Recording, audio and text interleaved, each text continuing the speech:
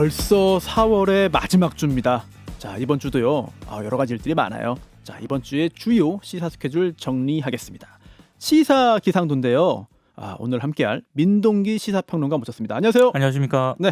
자, 이번 한 주도 이렇게 많아요, 일정이. 네. 엄청 많습니다. 하나씩 좀 짚어보죠. 이번 주는 인사청문회 주라고 좀 봐야 할 것 같은데요. 네. 오늘 국회가 한덕수 국무총리 후보자 인사청문회를 이제 개최를 할 예정인데, 네, 예정인데 민주당하고 정의당 쪽에서 한 후보자 측에서 자료를 제대로 제출하지 않고 있다. 이렇게 이 지적을 하면서 네. 일정 연기를 요구를 하고 있거든요. 그래서 제 시간에 시작할 수 있을지에 대해서는 물음표가 좀 찍히고 있는 그런 상황입니다. 네. 그리고 목요일에는 이상민 행안부, 이종석 국방부 장관 후보자 인사청문회가 예정이 되어 있고, 예. 금요일인 29일에는 박보균 문체부 장관 후보자에 대한 인사청문회가 예정이 되어 있습니다.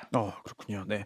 사실 그 한덕수 국무총리 후보자 관련해서도 여러 가지 의혹들이 나오고 있는데 청문회가 열려서 과연 그분에 대한 지적이 이루어질지, 네. 아니면 정말 뭐 일정을 따로 잡아야 될지 그 부분도 좀 따져봐야 될 것 같고요. 그렇습니다. 네. 자, 그리고 두 번째는 코로나 이야기인데요. 이제 오늘부터 2급 감염병이 돼요. 그러니까 1급 감염병일 때는요. 네. 확진 시 7일간의 의무격리, 의료기관에 환자 즉시 신고 의무가 있었거든요. 근데 이제는 확진자가 개인 방역 수칙을 준수하면서 일반 의료기관을 이용할 수가 있게 됩니다. 예. 다만 의료 현장에서 충분히 준비를 할 수 있어야 되잖아요. 그렇죠. 그래서 오늘부터 4주간은 이행기로 정하고요. 확진자 7일 격리 의무를 비롯한 현행 관리 체계를 당분간 그대로 유지하기로 했고요. 다만 오늘부터 네. 실내 다중이용 시설 내 취식은 가능해집니다. 국내선 항공기, 시외버스, 고속버스, 전세버스에서 음료나 음식을 즐길 수가 있는데, 네. 한 가지 좀 유념하셔야 될 거는 네. 시내버스 있지 않습니까? 네. 이건 지자체마다 취식 규정이 좀 다릅니다. 그래서 확인을 그렇죠. 하셔야 될 것 같고요. 사실 코로나와 관련 없이 음식 못 먹게 한 경우도 꽤 많아요. 그렇습니다. 서울 같은 경우에는 시내버스, 마을버스는 취식이 금지가 되고요. 네. 지하철도 취식은 금지 권고가 됩니다.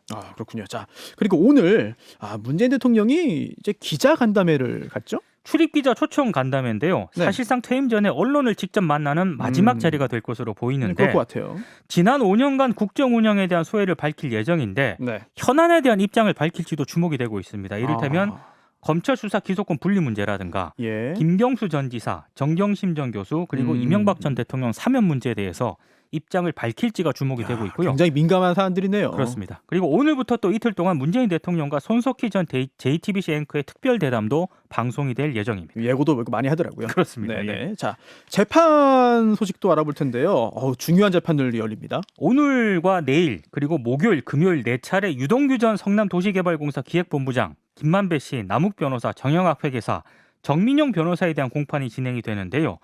오늘 좀 관심을 모으는 게 네. 정영학 회계사에 대한 증인신문을 진행을 하는데, 네. 이른바 그 정 회계사의 녹음 파일이 있지 않습니까? 예. 이걸 법정에서 재생을 하기로 했습니다. 네. 이 녹음 파일은 정영학 회계사가 2019년부터 2020년 사이에 네. 김만배 씨와 대화한 내용을 녹음을 한 건데, 5차례 공판 기일이 필요하다고 재판부가 판단을 했기 때문에 이번 주 내내 녹음 파일이 재생이 될 것 같습니다. 네, 사실 그 녹음 파일이 증거로 제출되면은 증거 조사 방법이 이제 틀어놓고 듣는 거거든요. 그렇습니다. 네, 이런 예. 증거 조사가 이루어질 것으로 보이고, 또 유동규 씨 같은 경우에는 또 좋지 않은 소식이 들려서 네. 재판에 어떤 영향이 있을지도 확인해봐야 될 것 같은데요.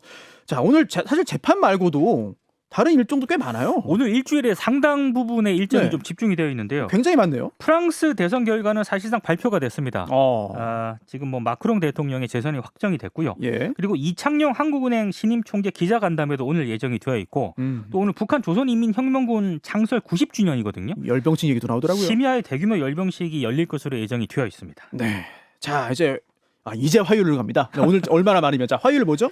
서울 시내버스가 화요일 총파업을 예고를 했는데요. 일단 오늘 오후 3시에 서울시 버스 운종 사업조합이 서울지방노동위원회 2차 조정회의에서 막판 협상에 나서거든요. 네. 근데 이게 굉장히 중요한 게, 만약에 이게 협상이 제대로 안 되지 않습니까? 네. 그러면 서울 시내버스가 26일 0시부터 네네. 오전 4시부터 네. 이제 첫 차부터 운행을 중단을 하는데, 다른 지역까지 파업이 연쇄적으로 번질 수가 있기 때문에 네. 오늘 합의 과정이 굉장히 좀 네. 중요한 것 같습니다. 자, 수요일에는 국내 기업들 일부기 실적 발표가 예정되어 있고, 또 목요일에도 인사청문회 이어지고, 또 재판이 하나 있네요. 네. 스티브 유, 네. 유승준 씨의 비자금 관련된 두 번째 소송의 1심 판결이 나오고, 그렇습니다. 자, 금요일 28일엔 또 뭐가 있죠? 28일에는 금요일인데요. 박병균 문체부 장관 후보자 인사청문회가 예정이 되어 있고 통계청이 금요일 3월 산업 활동 동향을 발표를 하거든요. 3월 중에 오미크론 확산이라든가 우크라이나 사태가 실물 경제에 네. 어떤 영향을 미쳤을지가 가장 큰 관심입니다. 여러 가지 그 사항이 있어가지고 관심 있게 봐야 될 것 같습니다. 자, 지금까지 주간 시사 기상도 민동기 평론가였습니다. 감사합니다. 고맙습니다.